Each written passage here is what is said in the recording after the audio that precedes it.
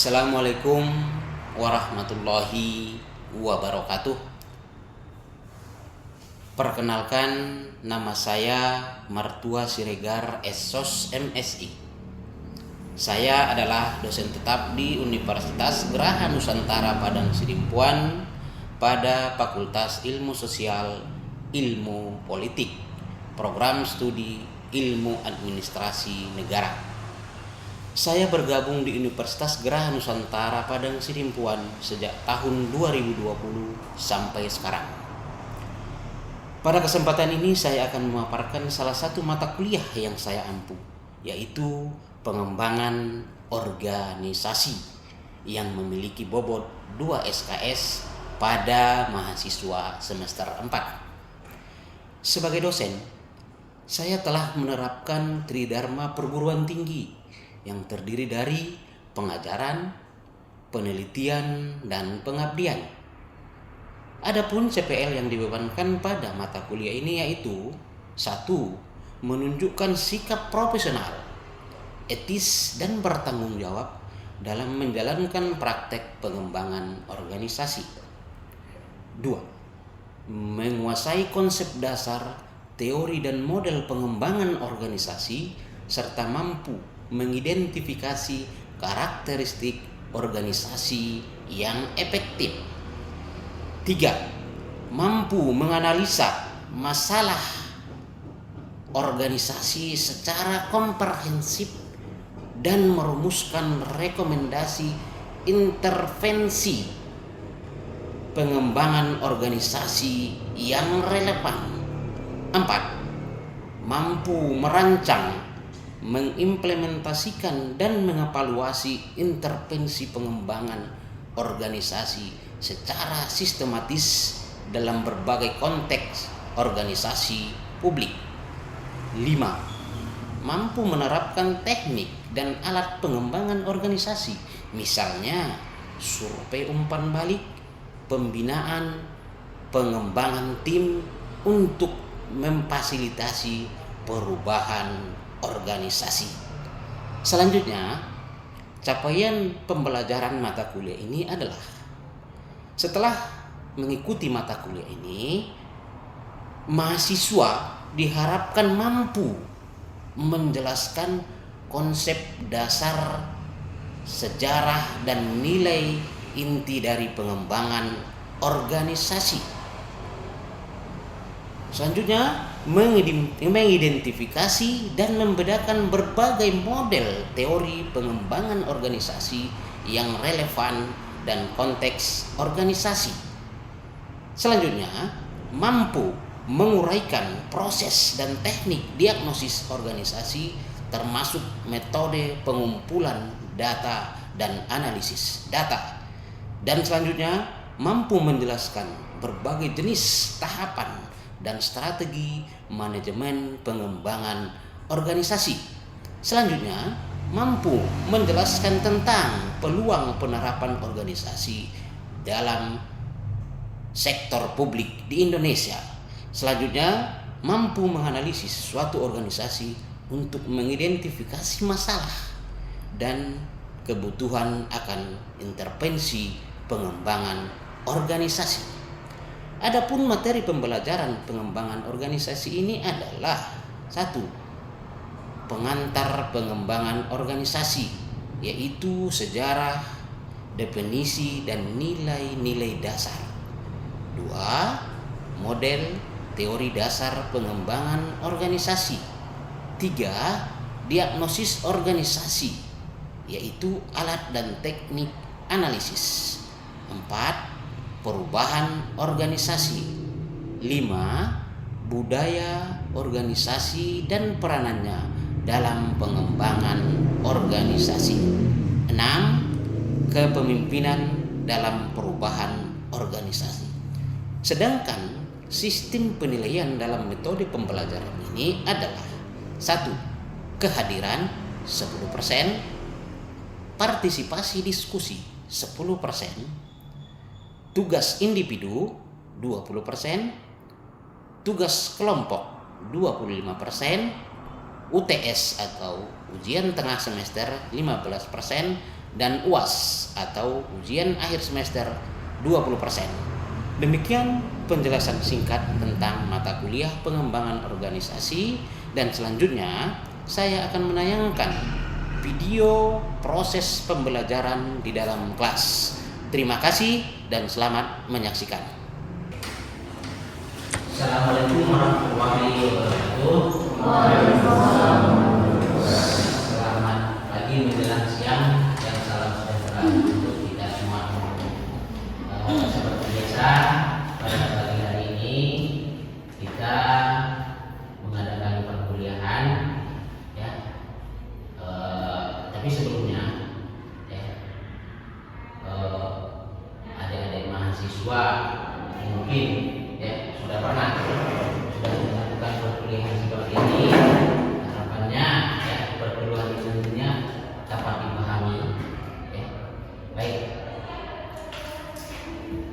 kita mulai saja, yaitu perkuliahan kita pada pagi ini, yaitu pengembangan organisasi. Kalau kita ngomong pengembangan organisasi, apa yang terpikir? Kalau ngomong pengembangan organisasi adalah organisasinya, organisasinya. Ada yang di sini ikut organisasi? Organisasi di desa. Nah, itu otomatis setiap pemuda harus ikut. Yang lain? Pengajian itu sebenarnya bukan. Yang jelas ini semua ikut. Pasti ikut semua dalam sebuah organisasi, minimal organisasi yang berada di lingkungan universitas. Selanjutnya di fakultas. Kalian semua termasuk anggota BEM. Itu yang berada di lingkungan universitas. Lantas yang berada di luar ada yang ikut? Ada yang ikut? Ada. Karang Taruna. Yang lain apa? Ada. Organisasi kemahasiswaan di luar. Ada. HMI. Selanjutnya, kalau kita ngomong organisasi, ada dua pembahasan di dalamnya, di dalam pengembangan organisasi, yaitu organisasi dan pengembangan organisasinya. Selanjutnya masuk kita kepada organisasi. Organisasi ini di dalamnya ada tiga hal di dalam organisasi yang perlu kita ketahui. Yang pertama, di dalam organisasi itu ada kemajemukan. Apa itu kemajemukan? Beragam. Jadi jelasnya kemajemukan itu adalah beragamnya kegiatan, fungsi, pekerjaan, dan jumlah lapis dalam organisasi. Berarti berbagai macam. Kalau di makanan seperti apa itu? Ada semua. Dan di sini dia mengatakan bahwa semakin besar organisasi tersebut, maka semakin majemuk. Contoh Indonesia itu hampir sebuah organisasi. Di dalamnya apa? Berbagai suku bangsa ada di dalam, berbagai bahasa ada di dalamnya. Iya, itulah yang dipersatukan untuk mencapai suatu tujuan. Itu yang pertama. Terus yang kedua, formalisasi. Itu apa formalisasi? Sebenarnya formula, pengaturan di dalam organisasi. Kalau kita membuat sebuah organisasi, itu ada aturan-aturan yang ada di dalamnya yang harus kita taati. Ada nggak organisasi yang tidak memerlukan peraturan? Ada.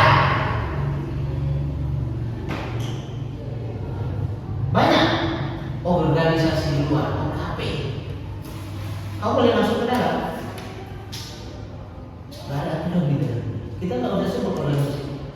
Mungkin kalian sudah tahu. Ada. Yang penting ini besar. Ada kan? Ada.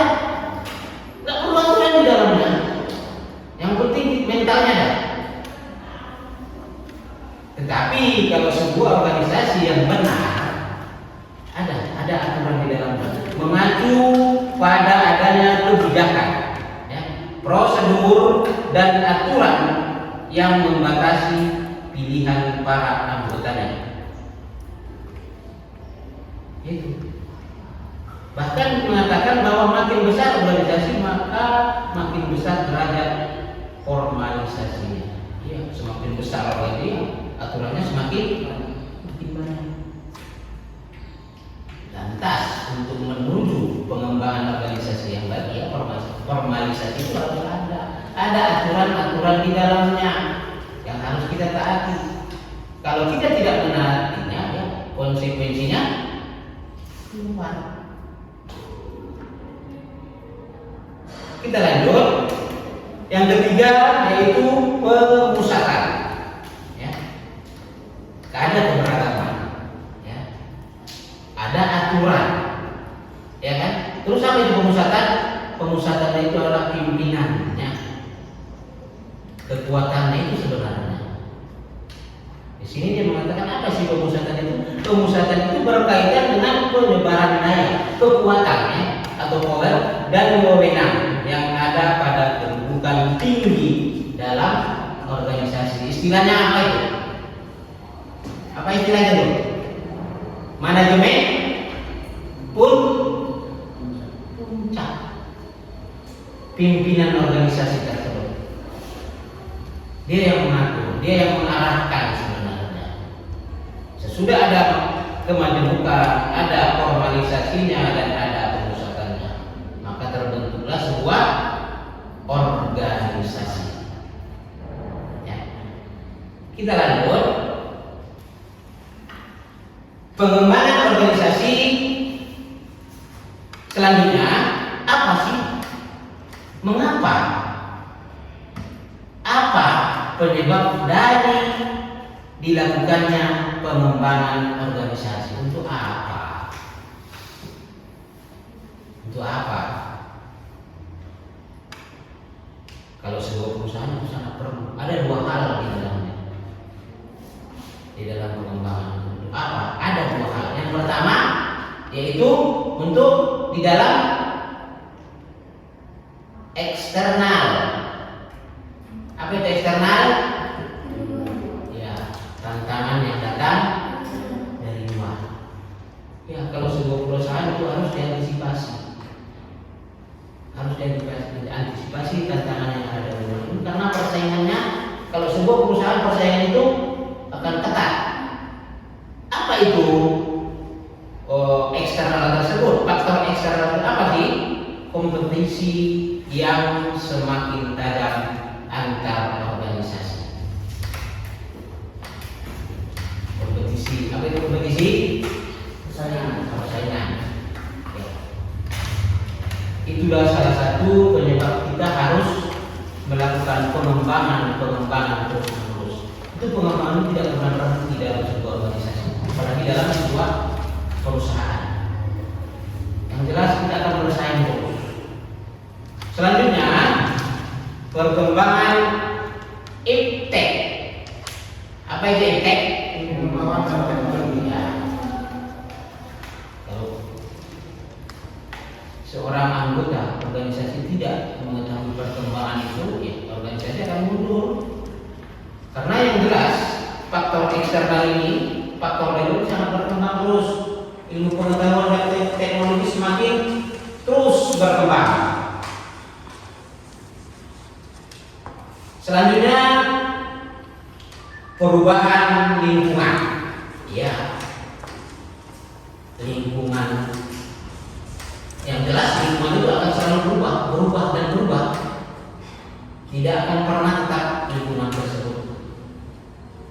Kalian saja sejak masuk semester pertama kemarin itu akan berubah. Ya. Kalian masuk kemarin begini nggak lingkungan dia? Ada perubahannya. Ada. Iya. Perubahan lingkungannya. Bahkan kalau lingkungannya tidak berubah, orangnya berubah. Itu yang faktor eksternal. Selanjutnya kita masuk kepada faktor internal. Apa ini faktor internal? Di dalam. Ya. Ini dua faktor ini yang paling menentukan.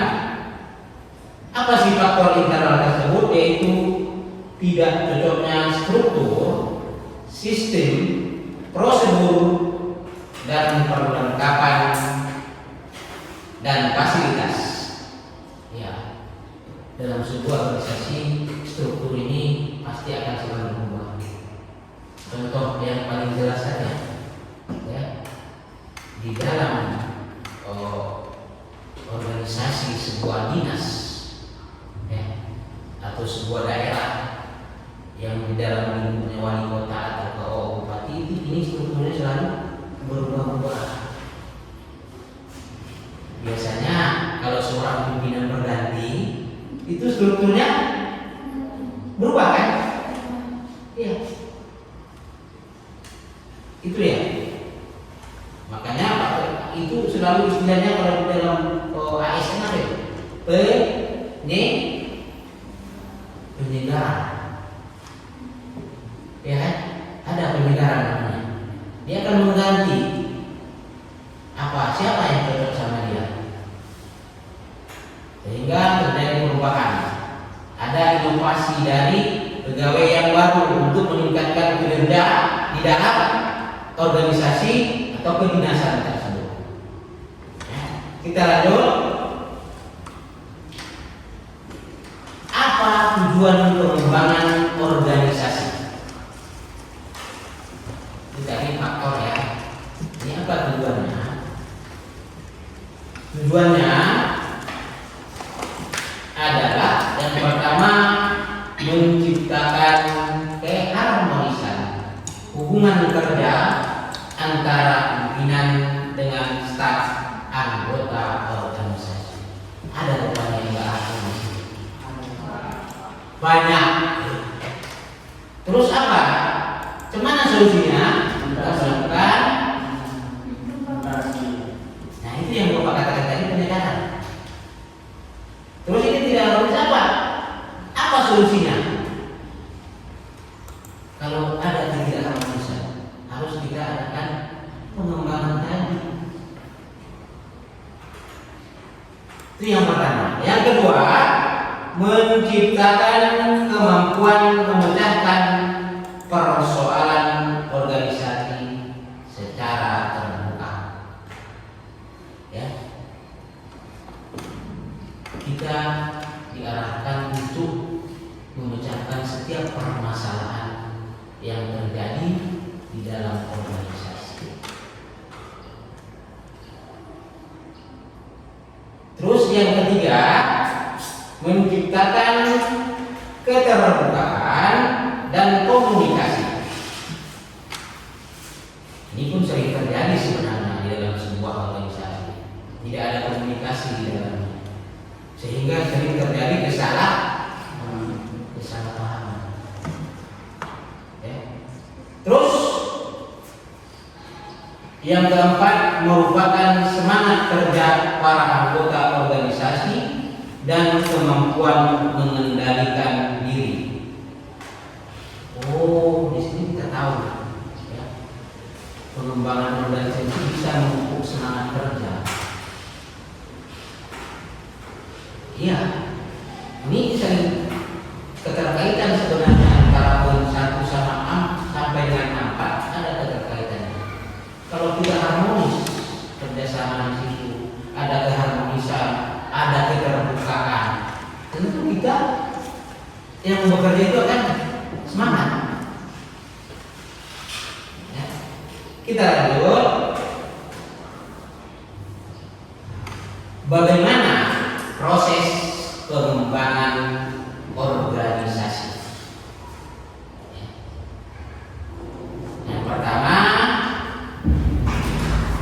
pengembangan dan strategi perubahan. Pengembangan dan strategi perubahan. Iya, ini prosesnya itu yang pertama. Kita buat strateginya dulu. Ya. Terus yang kedua, pengakuan dan evaluasi. Ini pengakuannya ini yang pertama ada keterbukaan. Sesudah ada keterbukaan, kita akan melakukan evaluasi. Apa sih kurangnya? Apa sih yang harus kita lakukan? Selanjutnya yang ketiga, diagnosis original. Apa itu? Ini bahasa keren ya. Diagnosis original. Solusi permasalahan lain. Diagnosis original. Original biasanya ori. Apa? Jelas. Lain ada. Oke, diagnosis original itu di dalam organisasi adalah proses sistematik untuk menilai kinerja dan efektivitas suatu organisasi dalam mencapai tujuan. Ya, itu dia diagnosis original. Terus intervensi, itu yang kita katakan tadi. Ya, itu kan saya menentukan intervensi. Selanjutnya pengenalan masalah. Iya, kita harus memecahkan sebuah masalah, harus kita kenal dulu, kenali dulu permasalahannya. Contoh, mungkin kalau anda ini suatu saat nanti ada yang menjadi pengacara, ya kan? Ada sebuah masalah dihadapkan kepada kita. Kita teliti dulu, kita kenali dulu masalahnya, apa sih masalahnya. Baru kita ambil langkah-langkah selanjutnya. Ya. Kita lanjut. Ciri-ciri pengembangan organisasi. Di sini ciri-ciri pengembangan organisasi ada 5. Ya. Yang pertama, strategi yang terencana.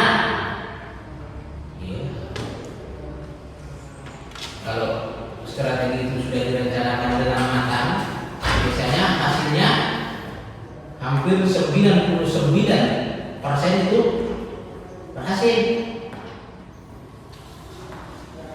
Makanya kalau ada pengembangan organisasi, ciri-cirinya kita mengetahui itu organisasi mau berkembang apa tidak. Dan nampak kita tengok strategi berencana, strateginya dapat kita tengok. Terus yang kedua, menekankan cara-cara baru, meningkatkan kinerja.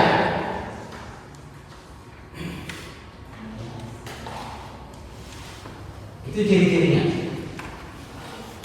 Terus yang ketiga, mengandung nilai humanistik. Apa itu humanistik? Nilai-nilai kemanusiaan. Tapi sekarang banyak yang tidak mempunyai nilai-nilai itu. Wajah face-nya itu manusia, ya kan? Iya. Tetapi tingkah lakunya itu gabung ya, gabung macam binatang dan hantu gabung. Berarti tidak ada yang betul, ya kan? Selanjutnya menggunakan pendekatan komitmen. Ya, itu otomatis kita akan melakukan pendekatan ini harus ada kesepakatan di dalamnya, ya kan? Ada kesepakatan di dalamnya, otomatis itu. Oke, selanjutnya menggunakan pendekatan ilmiah. yang terakhir. Mungkin itu saja yang dapat kita sampaikan untuk perkuliahan hari ini. Untuk pertemuan selanjutnya kita akan membahas lebih mendetail apa ciri-ciri, apa sih organisasi. Ya, mudah-mudahan perkuliahan kita pada hari ini dapat adik-adik mahasiswa pahami. Ya, mungkin begitu saja. Sekian dan terima kasih. Assalamualaikum warahmatullahi wabarakatuh. Demikian deskripsi singkat serta cuplikan proses pembelajaran dari mata kuliah pengembangan organisasi. Semoga dapat memberikan gambaran mengenai kinerja yang saya lakukan. Terima kasih. Assalamualaikum warahmatullahi wabarakatuh.